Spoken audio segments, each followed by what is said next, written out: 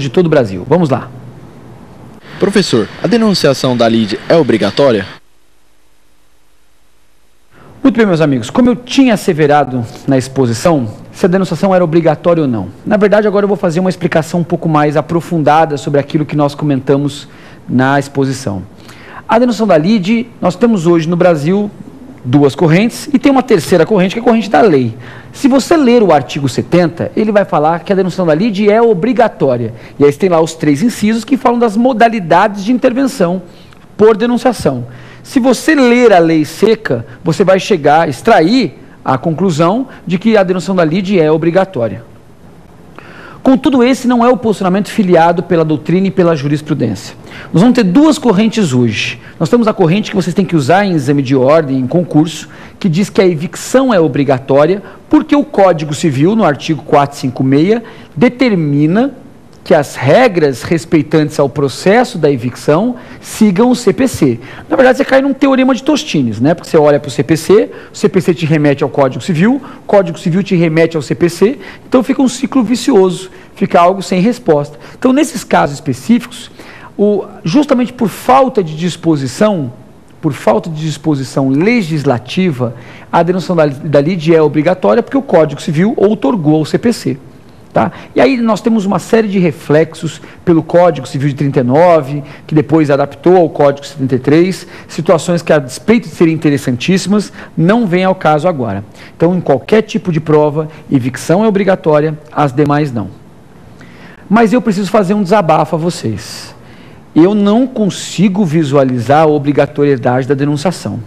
E eu tenho, na verdade, 2 bons argumentos para isso. O primeiro, porque a denunciação da lide é manifestação do direito de ação. Ou seja, se eu tenho a possibilidade de ingressar com uma ação, denunciar a lide, trazer uma demanda regressiva para uma demanda originária, não se pode falar em obrigatoriedade. Ninguém pode ser imposto a entrar com uma ação. Ninguém pode ser obrigado a ingressar com uma ação.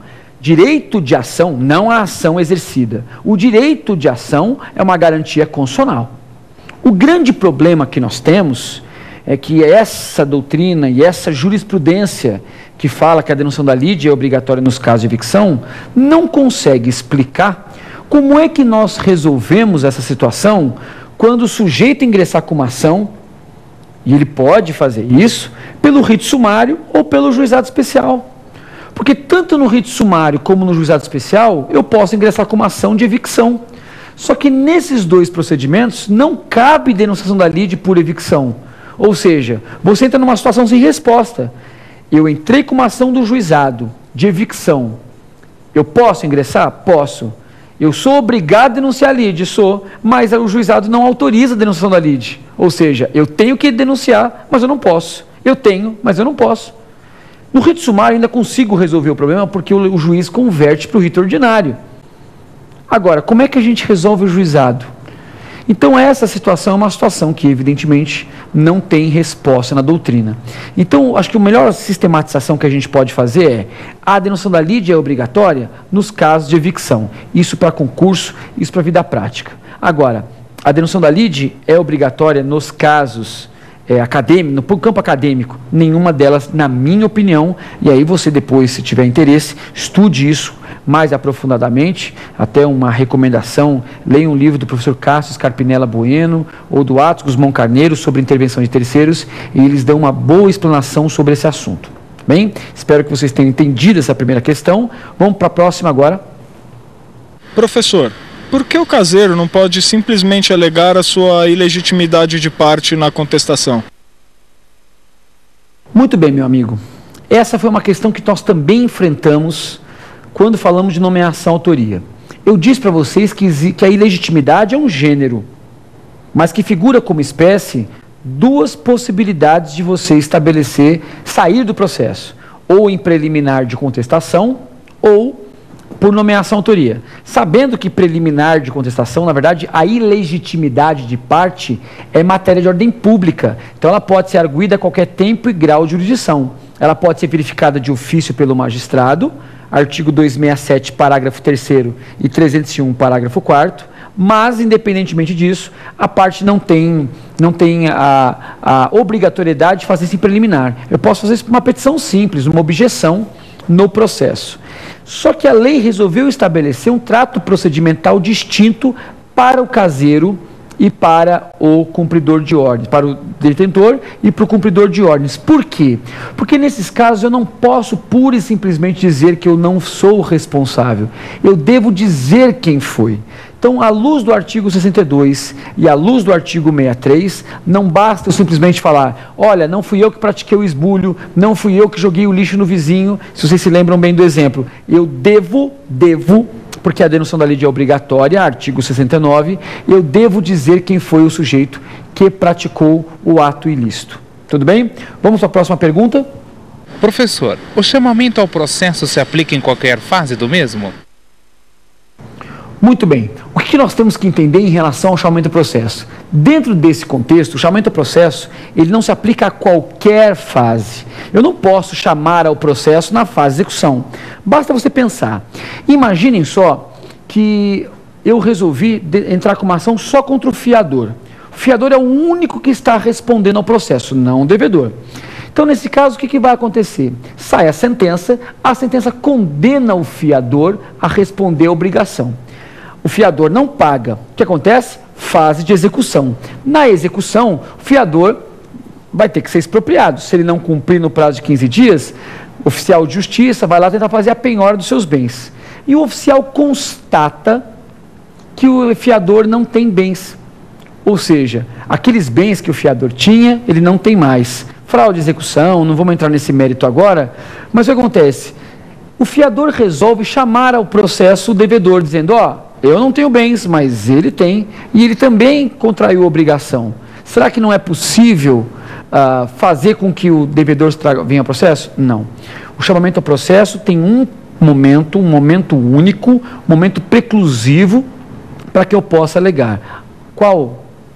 Na defesa. Tá? Pode ser em preliminar de defesa? Na verdade não é bem uma preliminar? Pode. Pode ser no corpo da contestação na parte do mérito? Pode. Pode ser num tópico separado? Também é possível.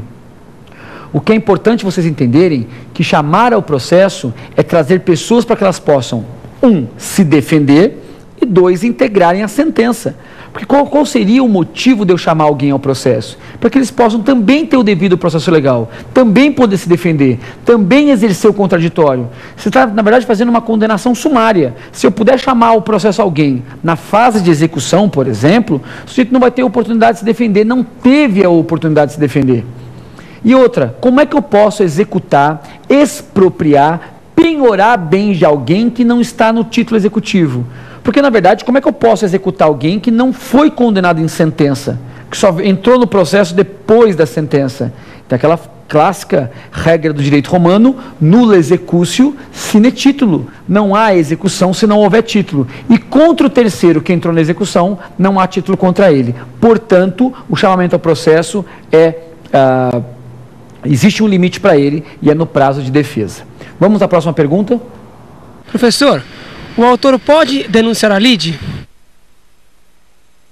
Outra questão que nós enfrentamos na exposição do tema do dia.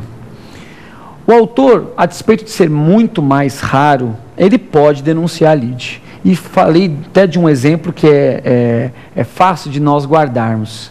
O autor vai entrar com uma ação contra o réu de acidente de veículo terrestre. Mas você sabe que o réu acha que você também está errado. Ou seja, você entrou com a ação porque, sob a sua convicção, você está correto naquele acidente. Mas o réu entende que ele está certo. Na verdade, foi uma batida de carro, que vocês saíram do carro, alcoolizados ou não, isso é irrelevante, mas vocês entraram numa discussão de quem havia, por exemplo, passado o sinal vermelho, ou de quem era preferencial. Muito bem, você vai entrar com uma ação, mas você tem certeza que esse réu ou já entrou com uma ação contra você e você ainda não foi citado, ou vai se defender já te atacando. E é mais ou menos isso que a gente tem que entender. Quando o autor entrar com a ação, ele sabe que o réu pode contestar, e de fato ele vai contestar, e o réu também pode formular pedido contraposto. Porque o que acontece? Batida de carro, acidente de veículo terrestre, pode ser veiculado em 2 tipos de causa, ou no rito sumário, ou no juizado. E nesses 2 procedimentos não cabe reconvenção. Porque são ações de natureza dúplice.